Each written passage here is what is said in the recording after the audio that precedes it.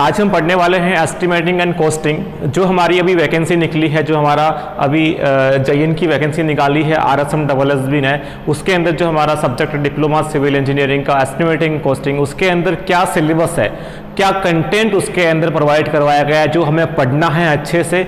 And पढ़ने के बाद में हमें कुछ इसके MCQs जो हमारे इंपॉर्टेंट मल्टीपल चॉइस क्वेश्चन है उसको मिलाना है। ठीक है, तो सबसे पहले हम बात करेंगे कि जो हमारा एस्टिमेटिंग एंड कॉस्टिंग का जो सिलेबस है, इस सिलेबस के अंदर सबसे पहले बात करते हैं कि हमारे सिलेबस के अंदर क्या क्या कंटेंट जो है RSM-SSB के अंदर इसने प्रोवाइड करवा रखा है, उसकी बात कर लेते हैं। एंड देन हम स्टार्ट करेंगे एस्टिमेट के बारे में। एस्टिमेट क्या होता है, कितने टाइप के एस्टिमेट्स होते हैं, उसके बारे में बात करेंगे। तो सबसे पहले बात करते हैं कि हमारा फर्स्ट टॉपिक क्या है। हमारा फर्स्ट टॉपिक है एस्टिमेट। तो एस्टिमेट के अंदर हम डिटेल से पढ़ेंगे कि हमारा एस्टिमेट क्या होता है, एस्टिमेट हमें क्यों निकालना होता है, कितने टाइप के एस्टिमेट होते हैं, क्या इसका ऑब्जेक्टिव होता है, ये सब कुछ हम डिटेल से इस टॉपिक के अंदर पढ़ेंगे। आज हम यही पढ़ने वाले हैं कि हमारा एस्टिमेट क्या होता है, कितने टाइप के एस्टिमेट होते हैं और इसके ऊपर जो है वो कितने MCQs बनेंगे, उसके बारे में हम यहाँ पे जो है वो कम से कम 5 से 7 क्वेश्चन जो है वो MCQ के इस लेक्चर के अंदर हम करने वाले हैं। क्लियर? तो फर्स्ट टॉपिक हमारा एस्टिमेट है। उसके बाद में हमारा सेकंड टॉपिक है ग्लोसरी ऑफ टेक्निकल टर्म्स, कि जो भी हमारे टेक्निकल टर्म्स है उसके बारे में हमें डिस्कस करना है। और हमारा जो थर्ड है वो है एनालिसिस ऑफ रेट। तो जब हम कोई भी कंस्ट्रक्शन करवाते हैं तो हम सबसे पहले क्या करेंगे कि उसका एनालिसिस करेंगे रेट्स का, कि इस कंस्ट्रक्शन को हमें करवाना है, एग्जीक्यूट करवाना है, तो इसके अंदर हमें कितना जो है वो जो है मनी लगेगी, कितना इसके अंदर जो है अमाउंट हमें इसमें करना। तो ये सब कुछ हमें यहाँ पे एनालिसिस करना होता है रेट्स का, कि इसके अंदर कितने लेबर्स वगैरह लगेंगे, ये सब कुछ हमें यहाँ पे डिसाइड करना होता है एनालिसिस ऑफ रेट के अंदर। इसके अंदर मटेरियल भी हम जो है उसकी कैलकुलेशन करते हैं, ये सब हमको डिटेल में पढ़ेंगे। तो ग्लोसरी ऑफ टेक्निकल टर्म हम एस्टिमेट के बाद में पढ़ेंगे, and then analysis of rate इसके बाद में पढ़ेंगे। हमारा फोर्थ टॉपिक आता है method and unit of measurement. ठीक है, जो भी हमारा मेजरमेंट होता है, चाहे लेंथ में हो, चाहे हमारा एरिया वाइज हो, चाहे वॉल्यूम वाइज हो, उसकी क्या यूनिट्स होती है। जैसे कोई हम अर्थवर्क कर रहे हैं फाउंडेशन के अंदर, तो उसका क्या यूनिट होगा। ठीक है, तो ये सब कुछ हम करेंगे। क्या क्या मेथड्स होते हैं, सेंट्रल लाइन मेथड होता है, हमारा long wall and short wall method होता है, तो ये सब कुछ हम इसके डिटेल से पढ़ेंगे। तो ये टॉपिक भी हमें अच्छे से क्लियर करना है, इसके ऊपर बहुत अच्छे MCQs आते हैं, वो भी हमें अच्छे से यहाँ पर क्लियर करना है। अब हमारे पास में फिफ्थ टॉपिक आता है, वो आता है आइटम ऑफ वर्क, कि हमारे पास में क्या वर्क्स है। जैसे अर्थ वर्क हो गया, ठीक है, ब्रिक वर्क हो गया। ब्रिक वर्क के अंदर तो हमारे जो ब्रिक्स है वो 2 टाइप की होती है, एक होती है मॉड्यूलर, एक होती है ट्रेडिशनल ब्रिक। इनकी क्या साइज वगैरह होती है, एक M³ के अंदर कितनी ब्रिक्स आती है, चाहे मॉड्यूलर हो चाहे हमारा ट्रेडिशनल ब्रिक हो, इन सब के बारे में हम डिटेल से पढ़ेंगे। एंड फिर RCC वर्क है, ठीक है, फिर शटरिंग है। ठीक है, जब भी हम RCC वर्क करते हैं तो शटरिंग प्रोवाइड करवाते हैं, फॉर्म वर्क, ठीक है, तो वो भी पढ़ेंगे। टिम्बर वर्क हो गया, पेंटिंग हो गया, फ्लोरिंग हो गया, प्लास्टरिंग हो गया। ठीक है, तो ये सब कुछ हम डिटेल से पढ़ेंगे। इसका क्या यूनिट होता है, मीटर होता है या मीटर स्क्वायर होता है या फिर मीटर क्यूब होता है, इन सब के बारे में हम डिटेल से पढ़ेंगे। फिर बाउंड्री वॉल पढ़ेंगे, ब्रिक बिल्डिंग के बारे में पढ़ेंगे। तो ये सब कुछ हम डिटेल से पढ़ना, ये हमारा सिलेबस है, ये हमारे सिलेबस के अंदर टॉपिक्स है, इनको 1 बाय 1 हम क्लियर करने वाले हैं। फिर हम पढ़ेंगे वाटर टैंक के बारे में एंड सेप्टिक टैंक के बारे में। ठीक है, क्या इसका रिटेंशन पीरियड होता है, सेप्टिक टैंक का क्या साइज रखनी होती है। ठीक है, क्या बफल वॉल्स होती है सेप्टिक टैंक के अंदर, इसके बारे में डिटेल से पढ़ने वाले हैं। ठीक है, हम बाद में पढ़ेंगे BBS, बार बेंडिंग शेड्यूल। ठीक है, इसको हम शॉर्ट में बोलते हैं बार बेंडिंग शेड्यूल को BBS। बहुत ही अच्छा टॉपिक है कि जब भी हम कोई बीम में, कॉलम में या फुटिंग के अंदर जो भी हम स्टील बार्स प्रोवाइड करवाते हैं, तो हमें कितना डिग्री एंगल पे उसको बेंड करना है। जो हम बार्स प्रोवाइड करते हैं उसको बोलते हैं बार बेंडिंग शेड्यूल्स। इसको हम डिटेल से पढ़ेंगे अकॉर्डिंग टू IS प्रोविजंस। ठीक है, फिर हमारा आता है central line method. Central line method के अकॉर्डिंग हम किसी भी स्ट्रक्चर का, किसी भी बिल्डिंग स्ट्रक्चर का जो है हम उसका एस्टिमेट क्वांटिटी निकाल सकते हैं कि इसमें कितना मटेरियल जो है प्रोवाइड करवाना है M³ के अंदर। ठीक है, तो वो पढ़ेंगे, सेंट्रल लाइन मेथड भी पढ़ेंगे। फिर हमारा आएगा mid section formula, trapezoidal formula and Simpson formula. ठीक है, जो भी हम अर्थवर्क की कैलकुलेशन करते हैं, हमें क्वांटिटी जो है हमें डिटरमाइन करनी है, तो हम ये 3 फॉर्मूला लगाते हैं, mid section formula, trapezoidal formula और सिम्पसन फॉर्मूला। ये तीनों फॉर्मूला जो है हम डेरिव भी करेंगे और इसको हम अच्छे से पढ़ेंगे। इसके ऊपर भी बहुत क्वेश्चंस आ रखे हैं, एसएससी जेईई के अंदर भी आ रखे हैं, ठीक है। तो काफ़ी अच्छा हमारा एस्टिमेटिंग कॉस्टिंग का सिलेबस है, अच्छे से हमें क्लियर करना है, ठीक है।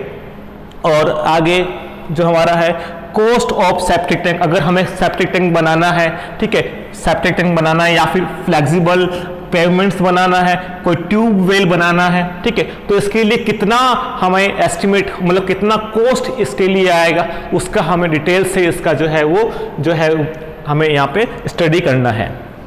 फिर ये आइसोलेट फुटिंग क्या होती है और कंबाइंड फुटिंग क्या होती है, इसके बारे में हमें यहाँ पर थोड़ा सा डिस्कस करना है, ठीक है। फिर पढ़ेंगे कि हम स्टील ट्रस के बारे में, कि हमारा स्टील ट्रस क्या होता है, ठीक है। हमें स्टील स्ट्रक्चर के अंदर पढ़ा होगा पर्लिन्स का डिज़ाइन करना, जो हमारी पर्लिन्स होती है उसका डिज़ाइन करना, तो स्टील ट्रस के बारे में पढ़ाई इसमें करेंगे हम। फिर हमारा है पाइल फाउंडेशन या फिर पाइल कैप्स क्या होती है, पाइल्स क्या होती है, एक फाउंडेशन होती है जो डीप फाउंडेशन होती है, हमारी पाइल होती है, ठीक है।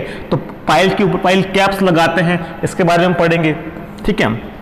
एंड देन जो हमारा एस्टिमेटिंग कॉस्टिंग का सबसे लास्ट एंड इंपॉर्टेंट जो हमारा टॉपिक है, जो कंटेंट है, वो है वैल्यूएशन, ठीक है। जैसे अगर हमें कोई होम लोन लेना है, ठीक है, तो होम लोन लेने से पहले एक इंजीनियर जो है, सिविल इंजीनियर हमारे घर पे आता है और कुछ मेजरमेंट्स करके जाता है कि इस घर के अंदर कौन सा मटेरियल लगाया गया है, ठीक है, या फिर ये वॉल है, इस वॉल के अंदर कौन सी मेजनरी कर रखी है, ठीक है, ब्रिक मेजनरी है या स्टोन मेजनरी है, तो उसके अकॉर्डिंग वो मेजरमेंट लेके और करंट आज के टाइम में करंट ड्यूरेशन के अंदर क्या उसकी रेट चल रही है पर एम क्यूब में या पर मीटर स्क्वायर में या पर मीटर लेंथ में, उससे मल्टीप्लाई करके वो हमें पूरी बिल्डिंग का जो है वो क्या करता है, वैल्यू करके दे देता है कि आपकी जो ये बिल्डिंग है इतने वैल्यू की है, इतने रुपए की है, तो हम आपको इसका इतना % जो है वो लोन प्रोवाइड करवा सकते हैं।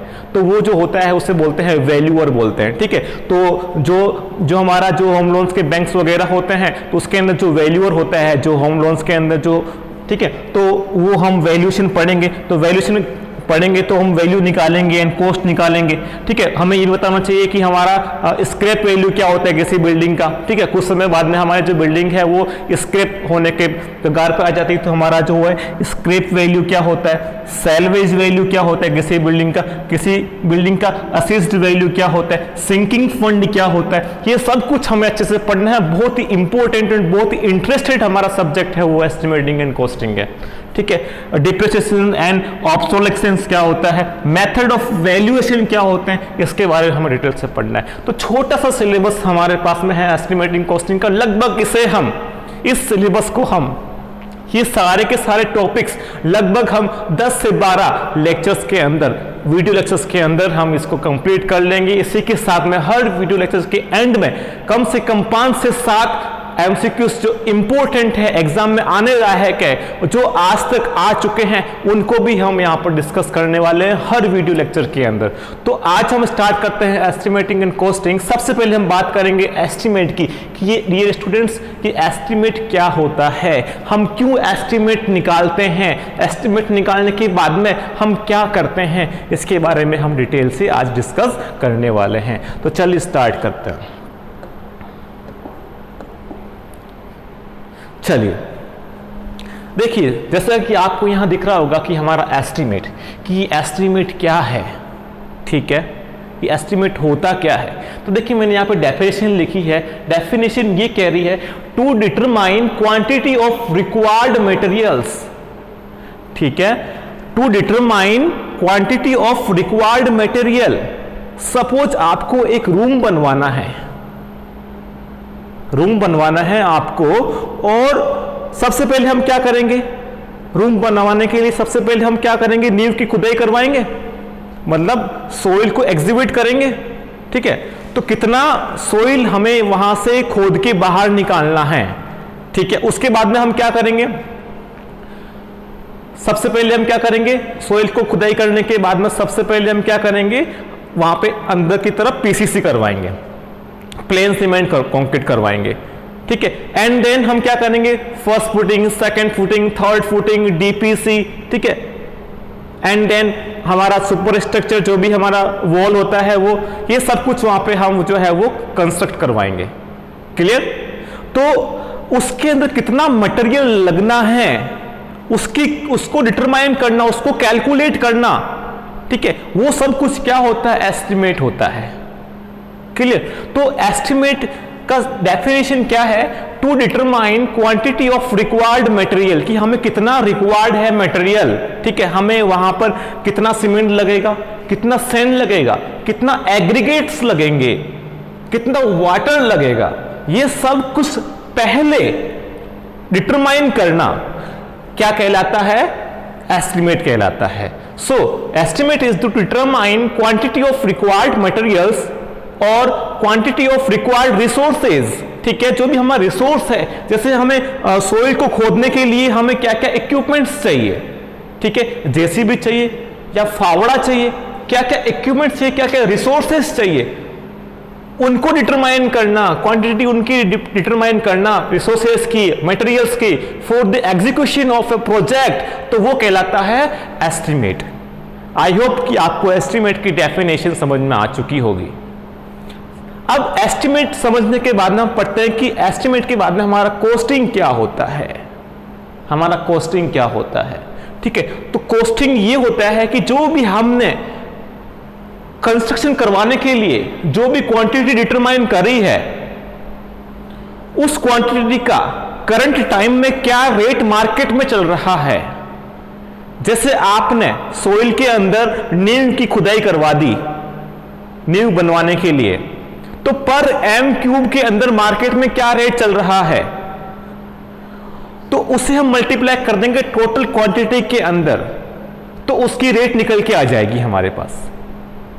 तो जो रेट निकल के आती है उसे हम बोलते हैं कॉस्टिंग। तो यही हमने यहां पर कॉस्टिंग की डेफिनेशन लिखी है। कॉस्टिंग क्या होता है, कैलकुलेटेड क्वांटिटी, जो भी हमने क्वांटिटी कैलकुलेट करी है उसको मल्टीप्लाई करेंगे उसकी रेट से, उससे हम क्या बोलेंगे, कॉस्टिंग बोलेंगे। क्लियर?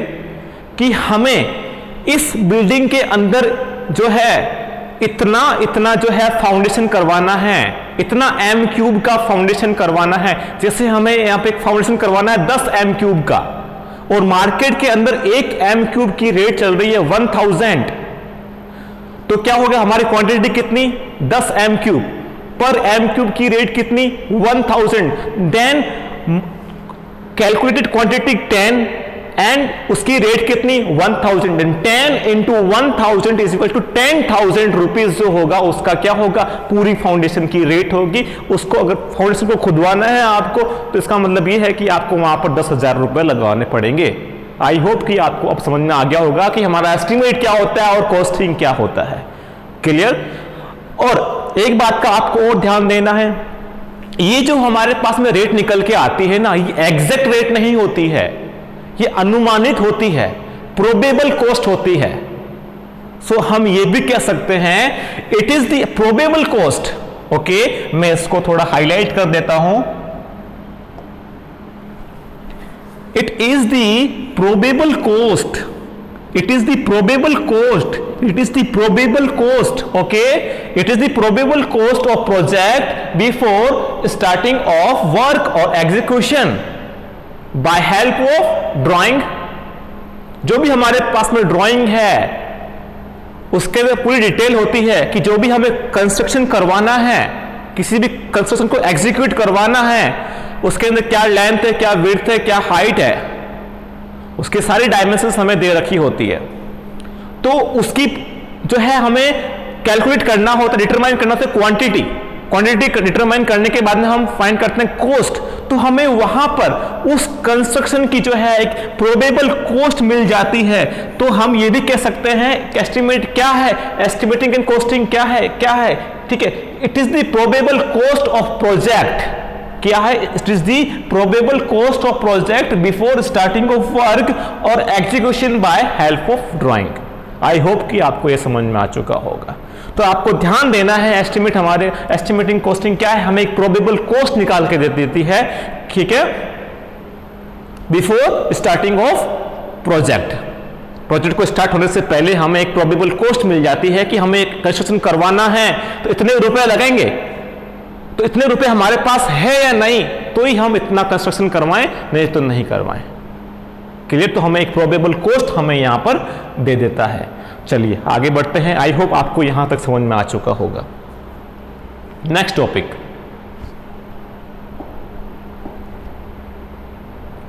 अब ये तो हमने पढ़ लिया कि एस्टिमेट क्या होता है, कॉस्टिंग क्या होता है। इतना पता चल गया हमें कि एस्टिमेट जो होता है, एस्टिमेटिंग कॉस्टिंग होता है, एक प्रोबेबल कॉस्ट होता है जो हमें किसी भी कंस्ट्रक्शन को स्टार्ट करवाने से पहले हमें वो कॉस्ट मिल जाती है, प्रोबेबल कॉस्ट उसको हम बोलते हैं। लेकिन एस्टिमेट क्यों करते हैं, क्यों किया जाता है, हमें क्यों करने की आवश्यकता है एस्टिमेट की? ठीक है, तो हम बोलेंगे पर्पस ऑफ एस्टिमेट। क्या पर्पस है एस्टिमेट निकालने का किसी भी कंस्ट्रक्शन का? इसे हम बोलेंगे also objective of estimate, objective of estimate. ठीक है, तो थोड़ी देर पहले मैंने आपको बताया, क्या बताया मैंने आपको? प्रोबेबल कॉस्ट निकालना। ठीक है, ठीक है, to determine probable cost before starting of work और एग्जीक्यूशन। ये क्या है? इसका पर्पस है। ठीक है, to determine probable cost before starting of work और एग्जीक्यूशन। ठीक है, ये इसका फर्स्ट ऑब्जेक्टिव है या फिर फर्स्ट पर्पस है। दूसरा थोड़ा इंपॉर्टेंट है, यहां पे थोड़ा इंपॉर्टेंट लगा देना। ठीक है, मैं यहां पर 3 स्टार्स लगा देता हूं। ठीक है, रिपीटेड क्वेश्चन एसएससी जेईई का और आरएसएम डब्ल्यूएस की अकॉर्डिंग भी देखें तो ये भी थोड़ा इंपॉर्टेंट हो सकता है। ठीक है, तो आगे बढ़ते हैं। सेकंड हमारा क्या कहता है? To determine duration, to determine duration of construction, कि हमारा जो है ये कंस्ट्रक्शन करवाना है, ये बिल्डिंग कंस्ट्रक्शन करवाना है, या फिर ये रोड बनवाना है, या फिर रेलवे लाइन बनवानी है, या फिर एक कैनाल बनवानी है, या डैम बनवाना है, कुछ भी बनाना है, एनीथिंग, तो उसमें कितना टाइम लगेगा, कितना ड्यूरेशन लगेगा, ये भी हम एस्टिमेट के थ्रू फाइंड कर सकते हैं कि कितना ड्यूरेशन इसके अंदर लगने वाला है। सो हम ये भी कर सकते हैं कि एस्टिमेट का पर्पस क्या होता है? To determine duration of construction. Okay, तो ड्यूरेशन भी पता लगा सकते हैं कि आज स्टार्ट हुआ तो खत्म कब होगा। ओके, नेक्स्ट सेकंड के बाद में to determine quantity of required material. थोड़ी देर पहले हमने पढ़ा कि जब हमें ये कंस्ट्रक्शन करवाना है, इस कंस्ट्रक्शन के अंदर कितना मटेरियल लगेगा, कितना सीमेंट लगेगा, कितना सैंड लगेगा, कितना एग्रीगेट लगेगा, कितना वाटर लगेगा, ये सब कुछ हमें वहां पर डिटरमाइन करना होता है। ये भी हम कह सकते हैं कि इसका पर्पस है to determine quantity of required materials. जो भी हमें रिक्वायर्ड मटेरियल है, चाहे वो कुछ भी मटेरियल है, चाहे ईंट है, चाहे पत्थर है, चाहे चूना है, चाहे सीमेंट है, कुछ भी है, एनीथिंग, ठीक है, उसकी क्वांटिटी डिटरमाइन करना, ये भी क्या है? एक पर्पस है एस्टिमेट का। आगे बढ़ते हैं। To determine numbers of labours. भाई हमें कुछ काम करवाने के लिए, कंस्ट्रक्शन स्टार्ट करवाने के लिए और कंस्ट्रक्शन को अच्छी तरह से चलाने के लिए और कंस्ट्रक्शन को एंड करने के लिए हमें मैन पावर की जरूरत होती है ना। बिना मैन पावर तो हम कुछ भी नहीं कर सकते। अगर हमारे हाथ काट दिए जाए तो कुछ भी नहीं कर सकते। तो हमें कुछ कंस्ट्रक्शन करवाना है तो हमें वहां पर कितने आदमी चाहिए उस काम को एग्जीक्यूट करने के लिए, कितने लेबर्स चाहिए, कितने मजदूर चाहिए, उनकी क्वांटिटी फाइंड करना, उनकी जो है नंबर्स फाइंड करना। To determine number of labours. Okay, ये भी क्या है? एक पर्पस है एस्टिमेट का। जब हम पढ़ेंगे एनालिसिस ऑफ रेट्स तो उसके अंदर हम डिटेल से पढ़ेंगे कि हमें ये काम करवाना है, हमें 10 m³ की ब्रिक मेजनरी करवानी है तो उसके अंदर कितना लेबर लगेगा, वो लेबर की क्वांटिटी फाइंड करना, नंबर्स फाइंड करना, ये भी क्या है? एक पर्पस है एस्टिमेट का या फिर ऑब्जेक्टिव है एस्टिमेट का। आगे पढ़ते हैं। अब हमारा नेक्स्ट आता है पर्पस कंट्रोलिंग ऑन एक्सपेंडिचर। जो भी हमारा एक्सपेंडिचर है, ठीक है, जो भी हमारा एक्सपेंडिचर है ड्यूरिंग कंस्ट्रक्शन पीरियड और ड्यूरिंग कंस्ट्रक्शन एग्जीक्यूशन, तो वहां पर हमारा क्या एक्सपेंडिचर, उस पर कंट्रोल करना कि आज कंस्ट्रक्शन स्टार्ट हुआ, 15 दिन बाद में इतना होना चाहिए, 30% कंप्लीट होना चाहिए। क्या 15 दिन बाद 30% कंप्लीट हुआ या नहीं हुआ? आज इतना रुपया लगा, 15 दिन बाद इतना रुपया लगना चाहिए, तो क्या 15 दिन बाद इतना लगा या नहीं लगा या इससे ज्यादा लगा? ज्यादा लगा तो क्यों लगा, तो ये सब कुछ कंट्रोल करना, भाई ज्यादा क्यों लग गया, कि हमारा तो 15 दिन पे इतना कंस्ट्रक्शन पे रुपया लगना था, ठीक है, ज्यादा क्यों लगा, वो उस पर कंट्रोल होना बहुत जरूरी है। तो अगर हमने वहां पे कंट्रोल कर लिया, उस एक्सपेंडिचर पर कंट्रोल कर लिया, तो हमारा कंस्ट्रक्शन लास्ट टाइम पे जाके एकदम जो हमारा प्रोबेबल कॉस्ट हमने फाइंड करी थी वो कि वो वहां पर आने वाली है। अगर हमने उस एक्सपेंडिचर पे कंट्रोल नहीं किया, प्रॉपर कंट्रोलिंग नहीं की, as a JEN as a IN, हमारा इंजीनियर का दायित्व यही होता है कि हम प्रॉपर कंट्रोलिंग करें जो हमारा एक्सपेंडिचर है, ठीक है। तो हम ये भी कह सकते हैं controlling on expenditure during construction period. तो ये भी एक क्या है, पर्पज है एस्टिमेट का। आई होप आपको समझ में आ चुका होगा। Next, to invite tender. अगर हमें कोई टेंडर इनवाइट करना है, ठीक है, तो भी हम क्या करते हैं, एस्टिमेट डिटरमाइन करते हैं, उसकी कॉस्टिंग डिटरमाइन करते हैं। फिर जो हमारे पोर्टल है, जैसे फेमस पोर्टल SPPP या फिर ई-प्रोक जो हमारा राजस्थान में चलता है, SPPP ई-प्रोक इंडिया लेवल पे चलता है, ठीक है।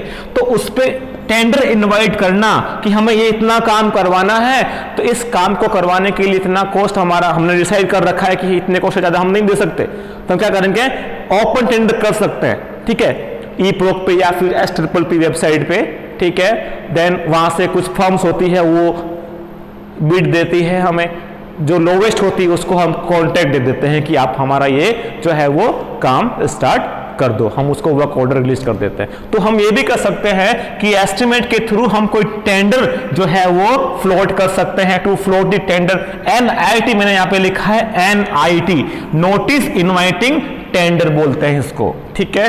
लास्ट हमारा आता है to help in fixation of standard rent, okay, to help in fixation of standard rent. अगर हमें किसी भी बिल्डिंग की रेंट पता करना है कि पर मंथ इसका इतना स्टैंडर्ड रेंट होगा, वो भी हम पता कर सकते हैं according to valuation, okay. Sale price, अगर हमें किसी मकान को बेचना है तो उसकी सेल प्राइस क्या है, sale price of flats and valuation of properties, उस प्रॉपर्टीज की वैल्यूएशन अगर फाइंड करना तो भी हम कर सकते हैं। तो माय डियर स्टूडेंट्स, ये हमारे टोटल ये इतने पर्पस थे एस्टिमेट निकालने के, ठीक है, पर्पज ऑफ एस्टिमेट या फिर objective of estimate. I hope आपको पर्पज और ऑब्जेक्टिव ऑफ एस्टिमेट के अंदर कोई दिक्कत नहीं होगी अभी तक। अगर कोई दिक्कत है तो बैक जाके आप थोड़ी देर में देख सकते हैं, ठीक है। आगे बढ़ते हैं कि हमारे एस्टिमेट कितने टाइप्स के होते हैं, इसी में से क्वेश्चंस बहुत ज्यादा आ जाते हैं, ठीक है। आगे बढ़ता हूं, तो देखिए सबसे पहले हम बात करते हैं यहां पर टाइप्स ऑफ एस्टिमेट की, कि हमारे एस्टिमेट के क्या क्या टाइप्स होते हैं, ठीक है।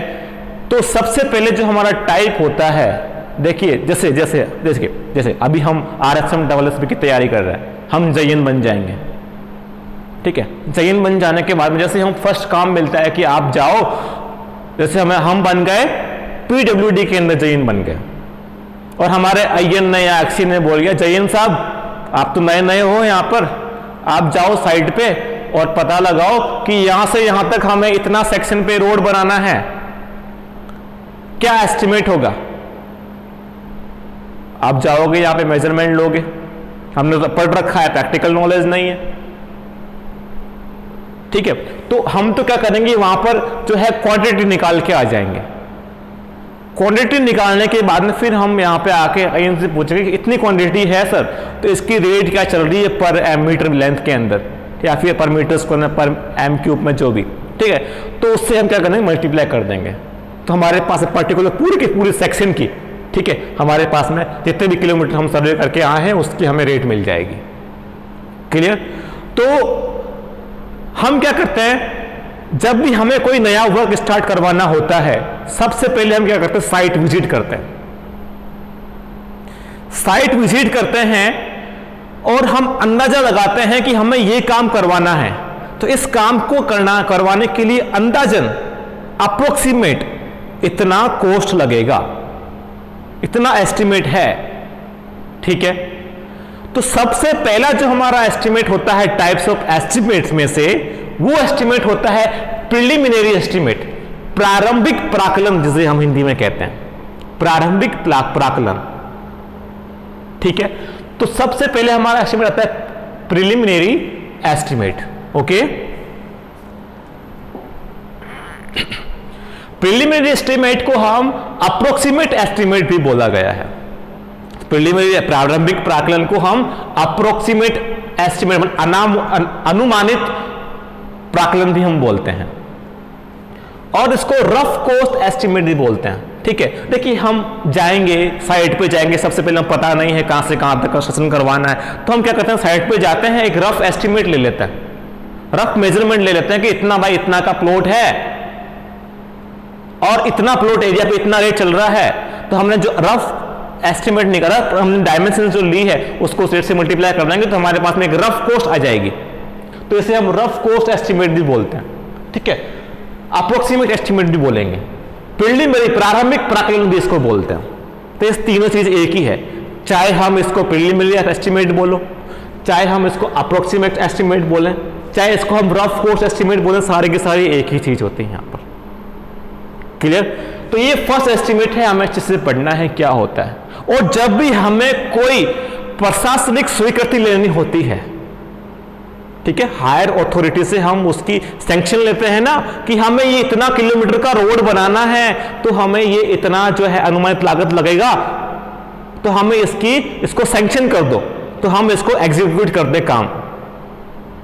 तो अगर हमें किसी भी काम की प्रशासनिक स्वीकृति लेनी है तो सबसे पहला जो एस्टिमेट होता है हमारा ये वाला होता है प्रिलिमिनरी एस्टिमेट, अप्रोक्सीमेट एस्टिमेट या फिर रफ कॉस्ट एस्टिमेट भी हम उसको बोलते हैं। आई होप अब आपको समझ में आ चुका होगा, डिटेल से पढ़ते थोड़ी देर में। नेक्स्ट सेकंड आता है हमारा plinth area estimate. Plinth area estimate ये भी पढ़ेंगे डिटेल से। प्लिंथ एरिया भी क्या होता है, प्लिंथ एरिया के साथ साथ में हम सेटबैक एरिया, प्लॉट एरिया, ठीक है, सर्कुलेशन एरिया, बिल्टअप एरिया, ये सब कुछ हम एस्टिमेटिंग एंड कॉस्टिंग के अंदर पढ़ने वाले हैं। कोटार्ड एरिया, प्लिंथ एरिया के अंदर क्या इंक्लूड होता है, क्या एक्सक्लूड होता है, ये सब कुछ डिटेल से एस्टिमेटिंग कॉस्टिंग के अंदर पढ़ने वाले हैं। और इसके ऊपर क्या क्या क्वेश्चंस जो है वो बन सकते हैं एमसीक्यूज के, उसके ऊपर भी हम बहुत अच्छे से डिस्कस करने वाले हैं। थर्ड हमारा है क्यूबिक रेट एस्टिमेट। तो सबसे पहले हमारा देखिए सेकंड वाला क्या था, प्लिंथ एरिया। इसमें हम एरिया एस्टिमेट करते हैं और उस एरिया की पर्टिकुलर नाउअडेज आज के समय के अंदर क्या रेट चल रही है उस एरिया की, उससे टोटल एरिया से मल्टीप्लाई कर देंगे प्लिंथ एरिया से, तो हमारे पास टोटल एरिया के अकॉर्डिंग जो है कॉस्ट आ जाएगी। थर्ड आता है हमारा cubic rate estimate. Cubic rate estimate में क्या होता है कि हम वॉल्यूम फाइंड करते हैं किसी भी कंस्ट्रक्शन का, किसी भी आइटम का, उस आइटम की क्या रेट चल रही है अभी आज के डेज में, ठीक है, उसकी रेट से मल्टीप्लाई करेंगे हम, तो वहां पर टोटल एस्टिमेट, वहां पे कॉस्ट जो है मिल जाएगा। ठीक है, तो क्यूबिक रेट एस्टिमेट। और आपको ये भी ध्यान देना है यहाँ पर माय डियर स्टूडेंट्स कि क्यूबिक रेट एस्टिमेट जो होता है वो प्लिंथ एरिया एस्टिमेट से मोर एक्यूरेट होता है। ओके, अब आता हमारा फोर्थ है approximate quantity method estimate. Approximate quantity method estimate, इसमें क्या करते हैं ना, इसमें यूं करते हैं कि जैसे हमारे पास एक रूम है, उस रूम की हमें निकालनी होती है सेंटर लाइन। ठीक है, सेंटर लाइन निकालनी है, हमें निकालनी आती, नहीं निकालनी आती तो कोई दिक्कत नहीं, हम इसमें सीख जाएंगे अभी। तो सेंटर लाइन निकालने के बाद में पर मीटर लेंथ में क्या रेट चल रही है उससे मल्टीप्लाई कर लेंगे टोटल सेंट्रल लाइन को, तो हमारे पास में एक अप्रोक्सीमेट क्वांटिटी आ जाएगी। ठीक है, तो इसलिए इसको बोलते हैं approximate quantity method estimate. Clear, समझ में आ गया? चलिए, अच्छी बात। फिर आता है डिटेल्ड एस्टिमेट। क्या आता है? Detailed estimate. सबसे अच्छा, मोस्ट रिलायबल, मोस्ट एक्यूरेट,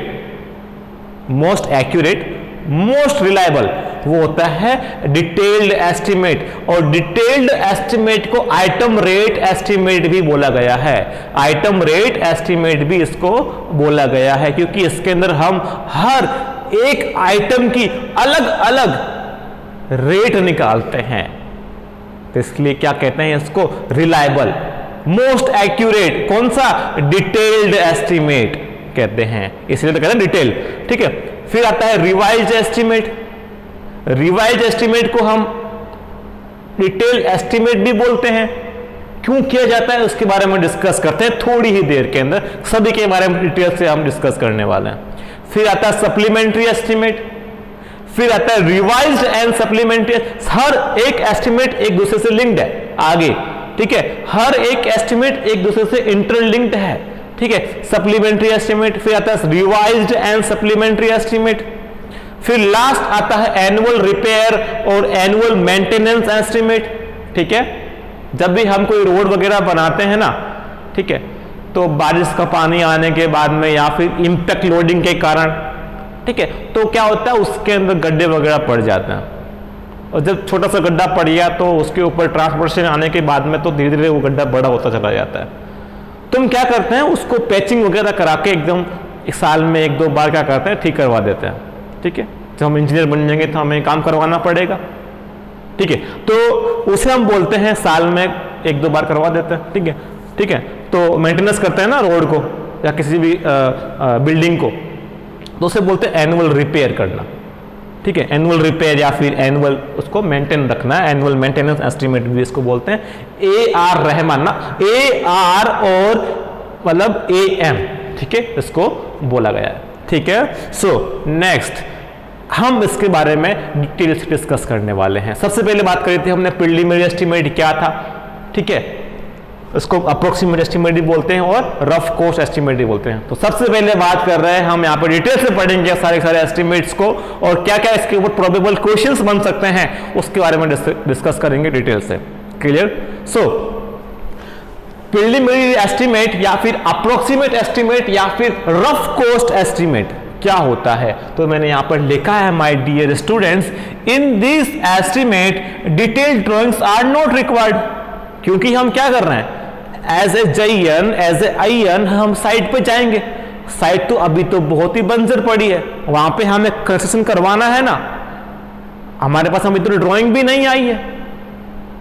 तो विदाउट ड्राइंग अगर हमें रफ कॉस्ट एस्टीमेट चाहिए तो वो इससे मिलता है हमें, इसे बोलते हैं रफ कॉस्ट एस्टीमेट या फिर प्रारंभिक प्राकलन, इंग्लिश में बोलते हैं प्रीलिमिनरी एस्टीमेट या फिर अनुमानित प्राकलन, अप्रोक्सीमेट एस्टीमेट भी बोलते हैं इसको। क्लियर? तो यहां पे लिखा है in this estimate detail drawings are not required. तो हमें डिटेल ड्राइंग की कोई जरूरत नहीं है, रफ ड्राइंग चल जाती है इसके अंदर। ठीक है, it is based on practical knowledge and cost of similar work. किस पे बेस्ड है? जैसे हम चाहिए बनेंगे थोड़े टाइम बाद में 1-2 साल के अंदर हमें एक अच्छा खासा जो है वो अनुभव हो जाएगा सिविल कंस्ट्रक्शन का। ठीक है, तो हम कोई भी काम आसानी से फिर बाद में बिना किसी जो है झिझक के करवा सकते हैं। हमें पता हो जाए कि ये काम करवाना है कि हाँ इतना हमने करवाया था, अब इतना आ गया, तो पहले इतना रुपया लगा था, अब इतना काम बढ़ गया तो इतना रुपया और लग जाएगा, है कि नहीं? अनुभव से क्या नहीं कर सकते हम। ठीक है, तो इससे हम क्या कर सकते हैं, it is based on practical knowledge. जब हम कुछ काम करवाएंगे, जब हमें प्रैक्टिकल नॉलेज हो जाएगी, तो प्रैक्टिकल नॉलेज के अकॉर्डिंग जो है हम निकाल लेंगे प्रीलिमिनरी एस्टीमेट।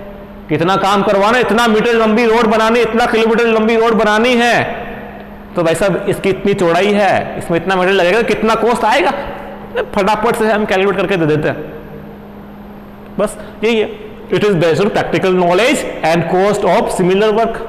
जो भी हमने पहले सिमिलर वर्क कर रखा है उसके अकॉर्डिंग जो है हम निकाल के दे देते हैं कि वैसा इतना काम करवाना है तो इतना रुपया लगेगा, बस खत्म कहानी वहीं पे। और फिर देखिए मैंने कहा था प्रशासनिक स्वीकृति आपको लेने किसी भी काम को करवाने के लिए, तो हमें यहां पर रफ कॉस्ट एस्टीमेट जो है निकालना पड़ेगा। फॉर एडमिनिस्ट्रेशन सैंक्शन, यहां पे थोड़ा हिंदी में लिखा था, ये पता नहीं क्या होगा, यहां पे हिंदी में लिखा हुआ है, हिंदी में मैंने लिखा था प्रशासनिक स्वीकृति, है ना, यहां लिखा था प्रशासनिक स्वीकृति, हिंदी में लिखा था तो फोंट ऐसे वैसे हो गए, चलिए कोई दिक्कत नहीं। तो अगर हमें किसी भी एस्टीमेट की अगर हमें प्रशासनिक स्वीकृति चाहिए हायर अथॉरिटी से, तो हम ये एस्टीमेट करते हैं। ठीक है, समझ में आ गया। अब आता है हमारा सेकंड एस्टीमेट। ठीक है, वो पहले वाले वापस आते हैं, ये क्वेश्चन आ चुका है। ठीक है। अगर हमें किसी भी कंस्ट्रक्शन की अगर हमें प्रशासनिक स्वीकृति लेनी है, हायर अथॉरिटी से परमिशन लेनी है, तो वो कौन सा एस्टिमेट होता है? ये होता है प्रिलिमिनरी एस्टिमेट या फिर अप्रोक्सीमेट एस्टिमेट बोलते हैं, या फिर हम इसको रफ कोर्स एस्टिमेट भी बोलते हैं। समझ में आ गया? ठीक है। तो एडमिनिस्ट्रेशन सैंक्शन या फिर प्रशासनिक स्वीकृति लेनी है तो, ठीक है। नेक्स्ट सेकंड एस्टिमेट कौन सा होता है? वो होता है प्लिंथ एरिया एस्टिमेट। समझाऊंगा डिटेल से, ठीक है, भले टाइम लगता। अब पहले बात आई है प्लिंथ एरिया एस्टिमेट की, तो प्लिंथ एरिया क्या होता है इसके बारे में समझ लेते हैं, ठीक है, समझना जरूरी है, फिर पढ़ेंगे प्लिंथ एरिया एस्टिमेट के बारे में। तो my dear student, plinth area होता क्या है इसके बारे में पढ़ लेते हैं पहले। तो 2 मिनट लगेंगे, ज्यादा नहीं लगेंगे। ये आपने कोई प्लॉट खरीद लिया, ये अपना कोई प्लॉट है, ठीक है, ये अपना कोई प्लॉट है, समझ में आ गया ना। तो इस प्लॉट के अंदर हमें इतना कंस्ट्रक्शन करवाना है, ठीक है, इतना एरिया के अंदर जो है हमें बिल्डिंग बनानी है, ठीक है, इतने एरिया में बिल्डिंग बनानी है। तो इस बिल्डिंग का जो भी हमें ये चारों की तरफ जो दीवार बनेगी, ठीक है, इस बिल्डिंग को बनाकर हम दीवारें खड़ी करनी पड़ेंगे ना फाउंडेशन के बाद में। तो इन दीवारों का आउटर डायमेंशन जो होता है, जो हमारा एक्सटर्नल डायमेंशन होता है, ठीक है, एंड टू एंड, तो उन डायमेंशंस का जो एरिया हमारे पास में आता है, जैसे इसका यहां से लेके यहां तक है ना, इसका इस आउटर वॉल से इस आउटर वॉल तक का लेंथ जो भी आया, इस आउटर वॉल से इस आउटर वॉल तक की विड्थ जो भी आई, ठीक है, तो ये जो L इंटू बी होगा, ये हमारा क्या होगा? प्लिंथ एरिया होगा, ठीक है। और बाकी जो हमारे पास में देखिए, इतना बड़ा जो मैंने रेड में बनाया है, ये हमारा प्लॉट है। इस प्लॉट के बीचों बीच हमने क्या बना दिया? हमारा बिल्डिंग बना दिया। इस बिल्डिंग में जो वॉल्स है, इस वॉल की एक्सटर्नल डायमेंशंस, ठीक है, जो भी हमारे पास में आई L और B, इनको मल्टीप्लाई करेंगे ना, तो हमारे पास में आएगा प्लिंथ एरिया, ठीक है। ये प्लिंथ एरिया हमारे पास में आ गया, टोटल प्लिंथ एरिया हमारे पास में आ गया। तो 1 मीटर स्क्वायर के अंदर क्या रेट पर्टिकुलर अभी चल रही है, 1 स्क्वायर मीटर में क्या रेट चल रही है नाउअडेज, ठीक है, उसको टोटल प्लिंथ एरिया से मल्टीप्लाई कर देंगे ना, तो हमारे पास में आ जाएगा प्लिंथ एरिया एस्टिमेट। क्लियर? तो ये हमारे पास में क्या एक प्लिंथ एरिया है जो आउटर डायमेंशंस होती है, एक्सटर्नल डायमेंशन होती है किसी भी बिल्डिंग की, ठीक है, किसी भी वॉल की एक्सटर्नल डायमेंशन से मल्टीप्लाई करते हैं L इंटू बी, तो हमारे पास में आएगा प्लिंथ एरिया। अब प्लिंथ एरिया में आपको ये ध्यान देना है कि प्लिंथ एरिया के अंदर जो हमारा कोर्ट यार्ड होता है ना, ठीक है, जो घर के बीच के अंदर खाली जगह होती है ना, वो इंक्लूड नहीं करते हैं। या फिर घर के बाहर जो हमारा वो होता है पोर्च है ना, तो पोर्च के नीचे अगर कॉलम लगे हैं तो काउंट होगा, अगर कॉलम नहीं लगे हैं, कैंटिलीवर्ड है, तो वो काउंट नहीं होगा। ये पढ़ेंगे, डिटेल से पढ़ेंगे जब हम plinth area, built up area, floor area ratio पढ़ेंगे, उस टाइम पढ़ लेंगे, ठीक है। एक बात और यहां पर कि जो बाकी बचा, ये तो प्लॉट एरिया है, ये हमारा प्लिंथ एरिया हो गया, तो plot area minus plinth area जो बचेगा, ये हमारा ये जो एरिया जो मैंने ग्रीन बना रखा है, ये ग्रीन पोर्शन जो हमारा होगा, जहां पर हम कुछ लगा सकते हैं, ग्रीन वगैरह घास वगैरह लगा सकते हैं, इसे बोलते हैं सेटबैक एरिया। क्या बोलते हैं? सेटबैक एरिया बोलते हैं। तो ये सब कुछ एरिया वगैरह हम बाद में पढ़ लेंगे, अभी हम एस्टिमेट पढ़ रहे हैं, तो इसके बाद में डिस्कस कर लेते हैं। तो आई होप आपका प्लिंथ एरिया एस्टिमेट समझ में आ चुका होगा, ठीक है। तो प्लिंथ एरिया हमारा ये है L इंटू बी, तो जो भी हमारे पास प्लिंथ एरिया आया है, तो पर स्क्वायर मीटर के अंदर इस प्लिंथ एरिया की क्या रेट चल रही है, उस रेट से मल्टीप्लाई कर देंगे, तो हमारे पास में जो है प्लिंथ एरिया एस्टिमेट निकल के आ जाएगा। क्लियर? चलिए, बहुत ही अच्छी बात। आगे नेक्स्ट आता है हमारा प्लिंथ एरिया एस्टिमेट के बाद में क्यूब एरिया या फिर क्यूबिक रेट एस्टिमेट। क्या आता है? Cubic rate estimate. एरिया के अंदर क्या था? लेंथ इंटू विड्थ था, लेकिन अब यहां पे क्यूब की बात आ रही है, तो क्यूब की बात आ रही है, तो लेंथ इंटू विड्थ इंटू क्या हो जाएगा? हाइट हो जाएगा। लेंथ इंटू विड्थ इंटू क्या हो जाएगा? हाइट हो जाएगा। तो जो भी हमारी क्वांटिटी है, ठीक है, length into width into height, length into width into height जो भी हमारे पास में है, वो उसकी इस क्वांटिटी की पर क्यूबिक मीटर में क्या रेट चल रही है करंट में, उससे हम मल्टीप्लाई कर देंगे उसकी रेट को, तो हमारे पास में जो है उस क्वांटिटी को मल्टीप्लाई करने के बाद में उसकी रेट पर क्यूबिक मीटर के अंदर, तो हमारे पास में जो एस्टिमेट आएगा वो आएगा क्यूबिक रेट एस्टिमेट आएगा। आ गया समझ में? ठीक है। और आपको ये ध्यान देना है कि ये जो क्यूबिक रेट एस्टिमेट होता है माय डियर स्टूडेंट्स, ये मोस्ट एक्यूरेट होता है as compare to plinth area estimate. Plinth area में ओनली लेंथ और विड्थ आते हैं, लेकिन क्यूबिक रेट एस्टिमेट के अंदर लेंथ विड्थ के साथ में इसकी हाइट भी आती है। इसका मतलब ये हो गया, हाइट साथ में इंक्लूड हुई है, इसका मतलब ये हो गया कि यहां पर जो हमारा क्यूबिक रेट एस्टिमेट है, जो हमारा प्लिंथ एरिया एस्टिमेट से है, वो ज्यादा शुद्ध है, ज्यादा एक्यूरेट है, ज्यादा प्रिसाइज है। आगे समझ में? चलिए नेक्स्ट, आगे हमारा एस्टिमेट कौन सा आता है? वो आता है approximate quantity method estimate. Approximate quantity method estimate, इसमें क्या होता है देख लेते हैं। अप्रोक्सीमेट क्वांटिटी मेथड एस्टिमेट, तो इसमें ये होता है जैसे हमारे पास में कोई रूम है, ठीक है, ये हमारे पास में कोई स्क्वायर रूम है और इस रूम की ये दीवारें हैं, इस रूम की ये दीवारें हैं, ठीक है, इस रूम की ये दीवारें आ गई हमारे पास में। तो हम क्या करते हैं स्टूडेंट्स, जो रूम है इसकी हम सेंट्रल लाइन निकालते हैं। क्या निकालते हैं? सेंट्रल लाइन निकालते हैं, ठीक है। तो ये हमारे पास में एक दीवार है, इस दीवार की सेंट्रल लाइन क्या हो गई? ये हो गई, ठीक है। इस दीवार की सेंट्रल लाइन कौन सी हो गई? ये हो गई। इस दीवार की सेंट्रल लाइन कौन सी हो गई? ये हो गई, ठीक है। और इस दीवार की सेंट्रल लाइन कौन सी हो गई? ये हो गई। तो हमने क्या किया, हर एक दीवार की, हर एक वॉल की सेंट्रल लाइन बना दी। अब हमें करना क्या है? हमें पढ़ना है अप्रोक्सीमेट क्वांटिटी मेथड एस्टिमेट। हमें किसी भी क्वेश्चन की अप्रोक्सीमेट क्वांटिटी निकालनी है, अप्रोक्सीमेट क्वांटिटी निकालनी है तो हमें क्या करना है यहां पर। अब जो भी हमारे पास में रूम है, जो भी इस रूम की दीवारें हैं, इस दीवारों की सेंट्रल लाइन हमने बना दी अभी, ठीक है।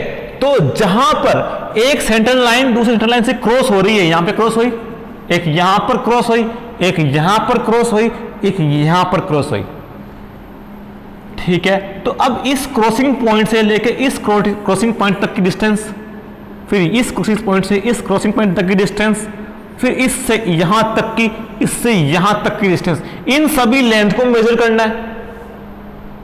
ये जो लेंथ हमारे पास में निकल के आएगी, ये अब होगी इस रूम की, इस पर्टिकुलर इस रूम की सेंट्रल लाइन होगी।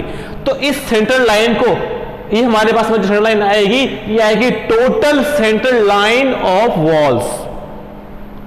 और पर मीटर में क्या रेट चल रही है, पर मीटर में क्या रेट चल रही है अभी इस दिनों में, उससे गुणा कर देंगे उसकी रेट से पर मीटर लेंथ को, तो हमारे पास में जो है इस रूम की जो है अप्रोक्सीमेट क्वांटिटी मेथड के अकॉर्डिंग एस्टिमेट निकल के आ जाएगा। तो इस प्रकार से अगर कोई हम एस्टिमेट निकालते हैं माय डियर स्टूडेंट्स, तो उसे बोलते हैं अप्रोक्सीमेट क्वांटिटी मेथड एस्टिमेट बोलते हैं। आई होप आपको समझ में आ चुका होगा। नेक्स्ट आगे बढ़ते हैं। हमारा नेक्स्ट एस्टिमेट आता है डिटेल्ड एस्टिमेट। बहुत ही अच्छा, बहुत ही रिलायबल, बहुत ही एक्यूरेट जो हमारा होता है वो होता है डिटेल्ड एस्टिमेट या फिर आइटम रेट एस्टिमेट। क्लियर? सो मैंने यहां पे लिखा भी है, यहां पे लिखा है, देखिए आप क्या लिखा है, पढ़िए एक बार, जल्दी से पढ़िए क्या लिखा है मैंने यहां पर। फर्स्ट लाइन क्या लिखी है, पढ़िए। लिखा है यहां पर it is accurate and reliable estimate of all items. Okay, ध्यान रखना जिंदगी भर के लिए डिटेल एस्टिमेट क्या होता है, एक बेचारा एक्यूरेट एस्टिमेट या फिर रिलायबल एस्टिमेट होता है सारे आइटम्स का। क्लियर? मैं यहां पर 3 स्टार नहीं, यहां पर 5 स्टार्स लगाना चाहूंगा, आप भी लगा लेना आपकी नोटबुक के अंदर। बहुत ही रिपीटेड क्वेश्चन है, एसएससी जेई का तो रिपीटेड क्वेश्चन है ही, और आरएसएम डब्ल्यूएसएसबी का हमारा जेईई डिप्लोमा का भी क्वेश्चन हो सकता है ये, तो ध्यान से पढ़ना भाई। एक्यूरेट और रिलायबल एस्टिमेट हम किसको बोलेंगे? जो हमारा डिटेल्ड एस्टिमेट है या फिर आइटम रेट एस्टिमेट है। 5 स्टार लगा दिए मैंने, कान खोल के सुन लो, ठीक है। सेकंड हम ये भी कह सकते हैं, इसके अंदर हम हर एक आइटम की अलग अलग क्वांटिटी फाइंड करते हैं। हम हर एक आइटम की अलग अलग क्वांटिटी फाइंड करते हैं, ठीक है। इसीलिए इसको बोलते हैं डिटेल्ड एस्टिमेट। फिर हम इसकी जो भी है उसकी कॉस्ट कैलकुलेट करते हैं, कैलकुलेशन ऑफ कॉस्ट। और अब थोड़ा सा यहां पर हमें ध्यान देना है कि जो भी हमें अगर कुछ काम करवाना है ना, कोई भी कंस्ट्रक्शन करवाना है, बिल्डिंग का हो गया, रोड का हो गया, रेलवे का हो गया, नहर बनवानी है, कुछ भी बनवाना है, पाइपलाइन बिछवानी है, ठीक है, तो वैसा कुछ फुटकर खर्च भी तो होगा ना, चाय पानी का कुछ, है ना, उसे बोलते हैं कंटिंजेंसी। क्या बोलता है? कंटिंजेंसी। तो जो फुटकर खर्च होता है ना, फालतू के खर्चे होते हैं ना, तो वो फालतू के खर्चों के लिए जो है ना 3% दिया जाता है। जैसे 1 करोड़ का काम है तो 1 करोड़ के काम में 3% जो कॉस्ट आती है ना, वो फालतू फुटकर खर्च के लिए अलग से हो जाती है। लेकिन ये किसी भी सब हेड या फिर हेड के अंदर से नहीं निकाली जाती, ये अलग से प्रोवाइड करवाई जाती है। जैसे 1 करोड़ का काम करवाना है आपको, तो उस 1 करोड़ में से आप नहीं दोगे 3%, अलग से 3 लाख रुपए, 1 करोड़ का 3% 3 लाख रुपए, वो अलग से आपको सैंक्शन होगा उस फुटकर खर्च को संभालने के लिए। ये 3% होता है, ठीक है, आ गया समझ में? तो 3% of the estimated cost is added to allow for contingency या फिर फुटकर व्यय, ठीक है। आगे क्या कह रहा है लाइन, मैंने यहां पे लिखा है फुटकर, कंटिंजेंसी को बोलते हैं फुटकर। कितना होता है? 3% होता है भाई, 3% of the estimated cost of total, ठीक है। 3% of the estimated cost is added to allow for contingency या फिर फुटकर व्यय, ओके। नेक्स्ट हमारा नेक्स्ट टॉपिक आता है भाई 1.5% से लेके 2% तक क्या होता है, ठीक है। अब देखो क्या होता है 1.5 से 2%, क्या होता है कि जो भी हम काम करवा रहे हैं ना, कंस्ट्रक्शन करवा रहे हैं, तो दिन में कराएंगे, रात में बंद रहेगा। तो रात में बंद रहेगा तो वहां पे हमारे सीमेंट्स के बैग्स पड़े हैं, ईंटें पड़ी है, पत्थर पड़े हैं, सरिया पड़ा है, तो उन सबका ध्यान कौन रखेगा भाई? कोई ना कोई तो लगाना पड़ेगा ना, चौकीदार। तो वो चौकीदार को रखने के लिए या फिर कोई कंस्ट्रक्शन का लेखा चोखा करने के लिए जो मुंशी वगैरह होते हैं उनको रखने के लिए उनको भी तो पैसा देना पड़ेगा ना, तो उसे बोलते हैं वर्क चार्ज एस्टैब्लिशमेंट। क्या बोलते हैं? Work charge establishment. तो वर्क चार्ज एस्टैब्लिशमेंट के लिए 2% लगभग जो है वो रखा जाता है, और ये भी किसी हेड या फिर सब हेड में से नहीं लिया जाता, ये अलग से सैंक्शन होता है। 1 करोड़ का 2% मतलब 2 लाख रुपए, किसके लिए? वर्क चार्ज एस्टैब्लिशमेंट के लिए। मुंशी को रखना हो गया, ठीक है, चौकीदार वगैरह को रखना हो गया ध्यान रखने के लिए, तो ये सब कुछ होता है वर्क चार्ज एस्टैब्लिशमेंट। 1.5% से लेके 2% तक होता है। तो एक तो हो गया हमारा 3% तो हो गया कंटिन्यूसली फुटकर व्यय। एक हमारा 1.5 से 2% हो गया, मैं इसको 1.5 नहीं लूंगा, 2 ही लूंगा मैक्सिमम। तो कितना हो गया? 3 + 2 5% हो गया। तो 5% कॉस्ट मतलब 3 से लेके 5% तक कॉस्ट होता है वो contingency plus work charge establishment का होता है। तो दोनों का मिला के अगर क्वेश्चन पूछे एग्जाम के अंदर वर्क चार्ज एस्टैब्लिशमेंट और कंटिंजेंसी के लिए कितना जो है वो परसेंट जो है वो अलाउ होता है, तो होता है 3 से लेके 5% तक होता है, ठीक है। वर्क चार्ज एस्टैब्लिशमेंट के लिए कितना होता है? 1.5 से 2% होता है, ठीक है। और फुटकर व्यय के लिए कंटिन्यूसी के लिए कितना होता है? 3% होता है मैक्सिमम। तो आपको ध्यान है दोनों का मिला के 3 से 5% होता है। आ गया समझ में? तो ये सब कुछ आता है डिटेल्ड एस्टिमेट के अंदर, मोस्ट रिलायबल और एक्यूरेट एस्टिमेट। आगे बढ़ते हैं, कौन सा एस्टिमेट आता है आगे?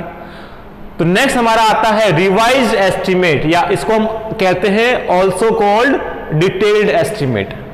तो क्या कह रहा है? इफ सैंक्शनड और एक्चुअल कॉस्ट इंक्रीज 5 और more than 5% from estimated cost. ठीक है, इफ सैंक्शनड और एक्चुअल कॉस्ट इंक्रीज 5 और more than 5% from estimated cost. ठीक है, जो भी हमारी सैंक्शन कॉस्ट है कि आपको ये काम करवाना है, ये बिल्डिंग बनवाना है, आपको 1 करोड़ रुपया दे दिया, इस बिल्डिंग को बनाने में 1 करोड़ की सैंक्शन आपको मिल गई। ठीक है, अगर उस 1 करोड़ रेट की अगर रेट जो है 5% या उससे ज्यादा बढ़ जाती है, 5% से भी ज्यादा बढ़ जाती है, तो वहां पर भाई साहब आपको एज ए इंजीनियर आपको एस्टिमेट रिवाइज करना पड़ेगा। समझ में आ गया ना? तो उसे बोलते हैं रिवाइज्ड एस्टिमेट या फिर also called detailed estimate. Revise कब होगा भाई? 5% ज्यादा क्यों लग रहा है? किसी न किसी आइटम में कुछ न कुछ हमने कुछ गड़बड़ी करी है, या फिर कुछ भी हो सकता है, तो उस हर एक आइटम को वापस कैलकुलेट करेंगे, वहां पर रिवाइज करेंगे उसको। ठीक है, कितना कब करेंगे? जब एक्चुअल कॉस्ट की जो हमें सैंक्शन अमाउंट जो है, जो एक्चुअल कॉस्ट आपकी सैंक्शन कॉस्ट है, वो अगर 5% या उससे भी ज्यादा बढ़ जाती है तब, इससे कम नहीं। तो यहां पे लिखा भी है इफ सैंक्शनड और एक्चुअल कॉस्ट इंक्रीज 5 और more than 5% from estimated cost, then revise estimate आपको करना पड़ेगा, एस्टिमेट को रिवाइज करना पड़ेगा। आगे समझ में? चलिए नेक्स्ट एस्टिमेट, इसके ऊपर एमसीक्यू भी है। नेक्स्ट आता है हमारा सप्लीमेंट्री एस्टिमेट। वापस बनाओ भाई एस्टिमेट। सप्लीमेंट्री एस्टिमेट क्या है भाई? क्या कह रहा है? सप्लीमेंट्री एस्टिमेट आपको ध्यान ये देना है कि अगर आपको कोई पहले से जो काम आपको ड्राइंग में दे रखा है, उस ड्राइंग के अलावा कुछ और इसके अंदर ऐड करना है, आपको कुछ और वर्क जो है आपको ऐड करना है, तो होता है सप्लीमेंट्री एस्टिमेट। पहले तो आपने एक्यूरेट एस्टिमेट बना दिया जो पहले अकॉर्डिंग टू ड्राइंग था। ठीक है, उसके अंदर बोला कि हमें ये एक चीज और ऐड करवानी है। पहले 10 कमरे थे, 2 कमरे और करवाने हैं, तो क्या करेंगे अब? तो करेंगे सप्लीमेंट्री एस्टिमेट। तो एडिशनल वर्क जो होता है उसके लिए सप्लीमेंट्री एस्टिमेट किया जाता है। मतलब भविष्य के अंदर फर्दर डेवलपमेंट जो करवाना है आपको, फर्दर डेवलपमेंट जो आपको करवाना है वो कराता है। पहले हमने ड्राइंग बना दी, उसके अंदर जैसे कोई लिफ्ट नहीं थी, सीढ़ियां थी भाई, छत पे जाने के लिए या फिर एक फ्लोर से दूसरे फ्लोर पे जाने के लिए लिफ्ट नहीं थी, एस्टिमेट बना लिया हमने बिना लिफ्ट का। फिर भाई साहब किसी ने राय दे दी कि इसमें तो यार लिफ्ट ही नहीं है। वो तो ऐसे आते हैं ज्ञान देने वाले, लिफ्ट लगाओ भाई, जो विकलांग होंगे कैसे ऊपर जाएंगे, तो वहां पे लिफ्ट लगाएंगे तो खर्चा बढ़ेगा, तब सप्लीमेंट्री एस्टिमेट बनाया जाता है। तो फर्दर डेवलपमेंट करने के लिए लिफ्ट लगाना हो गया, एसी लगाना हो गया, विकलांगों के लिए रैंप बनाना हो गया। तो जो भी आपको फर्दर डेवलपमेंट करने हैं उसके लिए आपको एस्टिमेट जो है वो सप्लीमेंट करना पड़ेगा, उससे बोलते हैं सप्लीमेंट्री एस्टिमेट। आई होप आपको समझ में आ गया। तो हमने यहां पे लिखा भी है सप्लीमेंट्री एस्टिमेट क्या होता है? व्हेन एडिशनल वर्क, क्या बोला था मैंने? When additional work include in original work, है ना? Further development is required during progress of work, like lift हो गया, एसी हो गया, फलाना ढिमका जो भी हो गया, आगे ऐड करवाना है, तो उसे हम बोलते हैं सप्लीमेंट्री एस्टिमेट। आ गया समझ में? नेक्स्ट एस्टिमेट हमारे पास में देखते हैं कौन सा है, रिवाइज्ड एंड सप्लीमेंट्री एस्टिमेट, दोनों का कॉम्बिनेशन, रिवाइज का और सप्लीमेंट्री दोनों का कॉम्बिनेशन आ गया है यहां पर। ठीक है, तो ये क्या है? व्हेन वर्क इज अबैंडन्ड और design changed and 95% work is completed, जब कोई काम, जब कोई कंस्ट्रक्शन जो है 95% कंप्लीट हो जाता है, ठीक है, उस टाइम हमें कोई डिजाइन में चेंज करना है, तब वो जो एस्टिमेट होता है वो दोनों का कॉम्बिनेशन होता है, रिवाइज का और सप्लीमेंट्री का।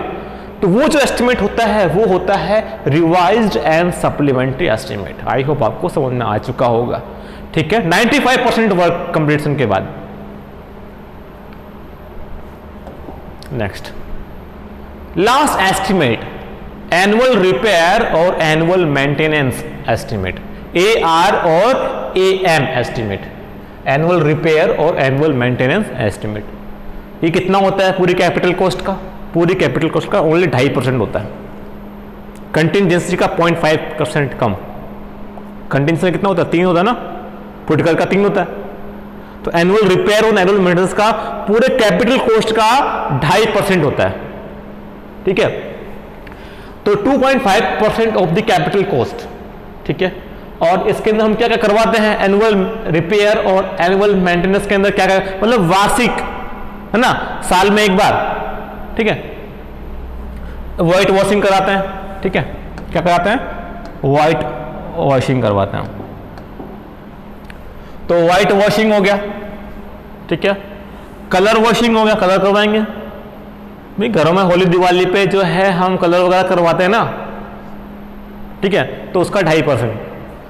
पेंटिंग हो गया, पेंटिंग करवाते हैं। रोड पे पैचिंग वगैरह कराएंगे, या फिर कोई डैम हो गया, कोई ब्रिज हो गया, ठीक है, तो वहां पे कोई टूट फूट हो जाती है तो उसकी पैचिंग वगैरह करवाते हैं ना, तो पैचिंग करवाते हैं। माइनर रिपेयर जो भी है वो भी करवाते हैं। जो भी माइनर रिपेयर वगैरह होते हैं उनके लिए जो एस्टिमेट होता है वो एनुअल रिपेयर या फिर एनुअल मेंटेनेंस एस्टिमेट होता है, ठीक है। तो ये होता है 2.5%, कितना? 2.5% ऑफ द कैपिटल कॉस्ट। ध्यान रखना, 2.5% ऑफ द कैपिटल कॉस्ट। आगे क्या लिखा है देखिए, फॉर रोड वर्क्स, सड़क बनवाने के लिए, सड़क कार्य के लिए एनुअल रिपेयर एस्टिमेट ही प्रोवाइड करवाते हैं, ठीक है। सड़क निर्माण के लिए एनुअल रिपेयर एस्टिमेट होता है, ठीक है, ध्यान रखना है इसका। रोड वर्क के लिए एनुअल रिपेयर एस्टिमेट होता है। For patching, renewable, repair of bridge culverts, annual maintenance estimate is provided, ठीक है। तो एनुअल मेंटेनेंस एस्टिमेट कब प्रोवाइड करवाया जाता है? पैचिंग के लिए, renewable, repair of bridge culvert, इन सब के लिए एनुअल मेंटेनेंस एस्टिमेट यहां पर प्रोवाइड करवाते हैं। थोड़ा ध्यान देना, इतना इंपॉर्टेंट यहां पर नहीं है, फिर भी आप यहां पर इन दोनों लाइंस को ध्यान में देना। तो यहां तक हमने सारे के सारे जो एस्टिमेट्स है उसको अच्छे से डिटेल से पढ़ लिया है। अब हम बात करते हैं ये सब कुछ एस्टिमेट पढ़ने के बाद में, एस्टिमेट कॉस्टिंग पढ़ने के बाद में, आज के इस लेक्चर के अंदर हमारा आउटपुट क्या है, कि हमने इस लेक्चर के अंदर क्या सीखा, इस 1 घंटे के अंदर हमने क्या सीखा, हम कहां तक है, कौन से क्वेश्चंस कर सकते हैं एमसीक्यूज, उसके बारे में डिस्कस करना बहुत ही जरूरी है। क्या आउटपुट हम इससे निकाल सकते हैं कि हमने इस लेक्चर से क्या सीखा। चलिए स्टार्ट करते हैं। सबसे फर्स्ट मल्टीपल चॉइस क्वेश्चन आपके सामने ये रहा, ये हमारा फर्स्ट मल्टीपल चॉइस क्वेश्चन। ये क्वेश्चन क्या कह रहा है? आई होप आपको दिख रहा होगा, नहीं दिख रहा फिर भी मैं पढ़ के सुना देता हूं आपको। The main factor to be considered while preparing a detailed estimate. जब भी हम कोई डिटेल एस्टिमेट प्रिपेयर करते हैं तो हमें मेन फैक्टर क्या माइंड में रखना है? क्या रखना है? Quantity of the materials. बताइए, क्वांटिटी ऑफ द मटेरियल्स, ये ध्यान में रखते हैं क्या क्वांटिटी है मटेरियल्स की? मटेरियल हमारे पास में अवेलेबल है या नहीं है, या फिर मार्केट में उसकी अवेलेबिलिटी है या नहीं है, आसानी से मिल सकता है या नहीं है, और उस मटेरियल को मार्केट से साइड पे लाने में ट्रांसपोर्टेशन अवेलेबल है या नहीं, बहुत ही बड़ी बात। ये सब कुछ वहां पर हमें मेन फैक्टर्स कंसिडर करने पड़ेंगे। तो सी ऑप्शन है ट्रांसपोर्टेशन ऑफ मटेरियल्स, बिल्कुल ये भी सही कह रहा है। तो इसका मतलब ये हो गया ए बी सी तीनों ऑप्शन सही है। इसका मतलब डी ऑप्शन है ऑल दी अबोव। तो ध्यान रखना हमेशा, the main factor to be considered while preparing a detailed estimate is, वो क्या है? Quantity of materials, yes. Availability of the materials, yes. Transportation of the materials, obviously yes. इसका मतलब ये है तीनों सही है। इसका मतलब ये क्या है? डी ऑल दी अबोव, इसका ऑप्शन एक्यूरेट है। आई होप आपको समझ में आ चुका होगा। नेक्स्ट क्वेश्चन ये रहा आपके सामने। ये रहा बेचारा हमारा रिपीटेड क्वेश्चन, है ना। क्या कह रहा है ये कह रहा है मोस्ट रिलायबल एस्टिमेट, है ना। मैंने बार बार बोला था कि मोस्ट रिलायबल एस्टिमेट कौन सा होता है, कौन सा होता है। सबसे पहले है डिटेल्ड एस्टिमेट, यही तो होता है हमारा मोस्ट रिलायबल या फिर मोस्ट एक्यूरेट, है ना। फिर कह रहा है प्रिलिमिनरी एस्टिमेट। प्रिलिमिनरी एस्टिमेट तो हमें अगर प्रशासनिक स्वीकृति लेनी है, ठीक है, एडमिनिस्ट्रेशन सैंक्शनड अगर हमें लेनी है किसी भी कंस्ट्रक्शन को चालू करवाने के लिए, तब जो है प्रिलिमिनरी एस्टिमेट या फिर रफ कॉस्ट एस्टिमेट या फिर अप्रोक्सीमेट एस्टिमेट जिसे हम बोलते हैं वो करवाया जाता है। प्लिंथ एरिया एस्टिमेट ये भी नहीं, क्यूब रेट एस्टिमेट ये भी नहीं। तो जो मोस्ट रिलायबल या फिर मोस्ट एक्यूरेट एस्टिमेट जो होता है माय डियर स्टूडेंट्स, वो होता है डिटेल्ड एस्टिमेट होता है। क्लियर। और मैंने यहाँ पर वहाँ पर जो है 5 स्टार्स लगा दिए थे, तो आपको भी यहाँ पर आपकी नोटबुक के अंदर 5 स्टार लगा देने हैं। बहुत ही इंपॉर्टेंट क्वेश्चन है ये, रिपीटेड क्वेश्चन भी है। नेक्स्ट क्वेश्चन, नेक्स्ट क्वेश्चन ये कह रहा है, देखो लेक्चर के बाद में एमसीक्यू कराने बहुत जरूरी है, इससे पता लगता है कि हमने क्या सीखा, हमारा क्या आउटपुट है, ठीक है। नेक्स्ट क्वेश्चन ये कह रहा है according to ISI method of measurements the order of the sequence is, okay. यहां पर क्वांटिटी की बात हो रही है, क्वांटिटी की बात हो रही है, मतलब आयतन की बात होती है, ठीक है। आप जाओ क्यूबिक रेट एस्टिमेट पे, मैंने यहां पे क्या लिखा था L into B into H. मैंने B into H into L क्यों नहीं लिखा, मैंने H into L into B क्यों नहीं लिखा, मैंने वहां पे लिखा था L into B into H. L मतलब लेंथ, B इंटू बी मतलब विड्थ एंड H मतलब हाइट। तो जब भी हम कोई क्वांटिटी निकालते हैं तो उसकी जो सीक्वेंस होती है वो होती है length into width into height होती है। तो यही तो कह रहा है, यही तो कह रहा है, ठीक है। तो देखिए according to ISI method of the measurement the order of the sequence is, ये कह रहा है लेंथ, लेंथ पहले पे आती है, विड्थ सेकंड पे आती है, हाइट थर्ड पे आती है। बिल्कुल सही है। तो इसका मतलब ये ए ऑप्शन सही है, बी ऑप्शन भी, सारे ऑप्शन आपको देखने हैं। ऐसे नहीं कि आपको फर्स्ट ऑप्शन सही लग गया और उस पर क्लिक कर दिया, नहीं ऐसा नहीं, सारे ऑप्शन देखना बहुत जरूरी है। लेकिन इस पर तो हम कंफर्म यही है कि इसका फर्स्ट ऑप्शन ही सही है। सही, सेकंड ऑप्शन क्या कह रहा है, विड्थ, विड्थ तो भाई सेकंड पे आता है, लेंथ फर्स्ट पे आता है, हाइट थर्ड पे आती है। तो ये 2 1 3 हो गया, इसकी सीक्वेंस सही नहीं है। हाइट थर्ड पे आती है, सी ऑप्शन की बात कर रहे हैं, लेंथ 1 पे आती है, विड्थ 2 पे आती है। तो ये 3 1 2 हो गया। तो इसका मतलब सी और बी ऑप्शन गलत है, ए ऑप्शन सही है और डी नन ऑफ दीज, ये तो है ही नहीं।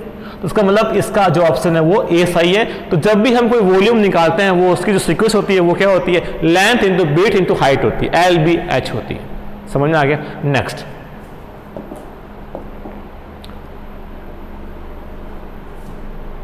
ये वही जो हमारा क्वेश्चन नंबर 1 था उसी का एक और ऑप्शन इसके अंदर ऐड किया गया है।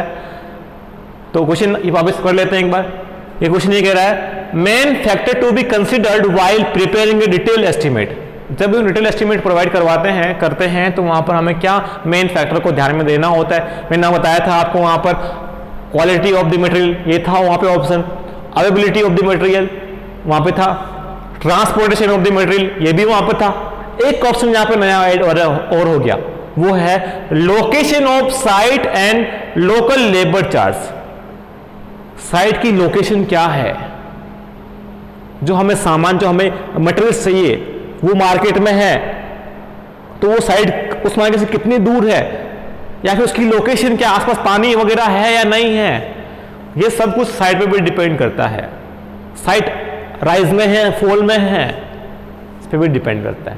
फिर इसकी रेट पे डिपेंड करेगा, रेट ज़्यादा आ जाएगी, फिर दूर है तो, राइज में है तो, फॉल में है तो काफ़ी दिक्कतें आती है हमें, ठीक है। तो डी ऑप्शन ये कह रहा है, 3 ऑप्शन पहले थे हमारे पास में, डी ये कह रहा है लोकेशन ऑफ साइट, बिल्कुल सही है, एंड लोकल लेबर चार्ज, जो लोकल लेबर्स है उस गांव के, उस शहर के, उसके चार्जेस क्या है, कहीं महंगे तो नहीं मिल रहे हैं, सोचने की बात है यहाँ पर, तो उसको भी सोचना पड़ता है। ये सारे जो फैक्टर्स है इससे हमें ध्यान में देना होता है।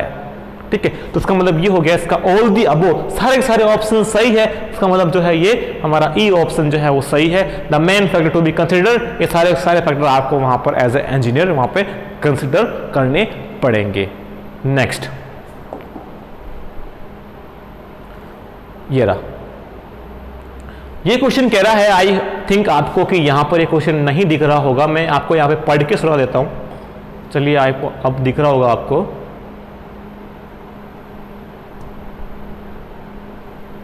ये क्वेश्चन ये कह रहा है, in the plinth area method, क्या प्लिंथ एरिया मेथड के अंदर क्या किया जाता है? कुछ नहीं किया जाता। प्लिंथ एरिया को उसकी रेट से मल्टीप्लाई कर दिया जाता है। पर मीटर स्क्वायर के अंदर क्या रेट चल रही है उस टोटल प्लिंथ एरिया को उसकी रेट से मल्टीप्लाई करते हैं, तो हमारे पास में प्लिंथ एरिया एस्टिमेट आता है। ये था, तो यही कह रहा है, आई थिंक आपको नहीं दिख रहा होगा, फिर भी मैं यहाँ पे पढ़ के आपको सुना देता हूँ, आपको समझ में आ जाएगा। In the plinth area method the cost of construction is computed by the multiplication of, तो प्लिंथ एरिया को हम किससे मल्टीप्लाई करते हैं तो हमें प्लिंथ एरिया एस्टिमेट मिलता है। फर्स्ट ऑप्शन में कह रहा है plinth length into rate. Plinth length की तो बात ही नहीं आती, रेट तो आता है, लेकिन रेट को मल्टीप्लाई करते हैं उसके एरिया से, प्लिंथ एरिया से, तो ए ऑप्शन गलत हो गया। बी ऑप्शन कह रहा है प्लिंथ विड्थ, प्लिंथ की विड्थ एंड उसकी रेट, ये भी नहीं है। प्लिंथ की विड्थ को रेट से मल्टीप्लाई नहीं करते हम, प्लिंथ एरिया को मल्टीप्लाई करते हैं उसकी रेट से, तो बी ऑप्शन भी गलत हो गया। सी ऑप्शन कह रहा है plinth area and plinth area की रेट, बिल्कुल सही है। प्लिंथ एरिया और प्लिंथ एरिया की रेट, इसका मतलब ये क्या हो गया, सी ऑप्शन इसका सही लग रहा है। अब डी क्या कह रहा है, डी ये कह रहा है प्लिंथ वॉल्यूम, वॉल्यूम की तो बात ही नहीं आती यार प्लिंथ एरिया में, तो उसका डी ऑप्शन भी गलत है। तो इसका मतलब ये हो गया कि हमारा सी ऑप्शन जो है plinth area and plinth area rate, ये इसका ऑप्शन जो है वो सी ऑप्शन एकदम सही है। नेक्स्ट लास्ट क्वेश्चन, एक क्वेश्चन और है इसके बाद में। ये कह रहा है इस क्वेश्चन के अंदर most accurate method of estimation is based on, most accurate method कौन सा है एस्टिमेट का? सबसे पहले बात आती है बिल्डिंग कॉस्ट इंडेक्स एस्टिमेट। ऐसा कोई एस्टिमेट हमने पढ़ा भी नहीं है, नया नाम आ गया हमारे सामने, कोई एस्टिमेट होता भी नहीं है। बिल्डिंग कॉस्ट इंडेक्स एस्टिमेट, कोई एस्टिमेट नहीं है, ऐसे ही नाम डाल दिया होगा भाई, तो कोई अब छोड़ दो इसको। ठीक है, तो बिल्डिंग कॉस्ट इंडेक्स एस्टिमेट तो हमारा कोई एस्टिमेट ही नहीं है। ठीक है, कोई कंफ्यूजन नहीं की यहाँ पे जरूरत नहीं है। बी ऑप्शन है प्लिंथ एरिया एस्टिमेट, तो प्लिंथ एरिया एस्टिमेट तो मोस्ट एक्यूरेट है नहीं, प्लिंथ एरिया से भी मोस्ट एक्यूरेट हमारा क्यूब बेस्ड एस्टिमेट है कि नहीं। सी ऑप्शन कह रहा है डिटेल्ड एस्टिमेट, डिटेल एस्टिमेट बिल्कुल सही ऑप्शन है इसका।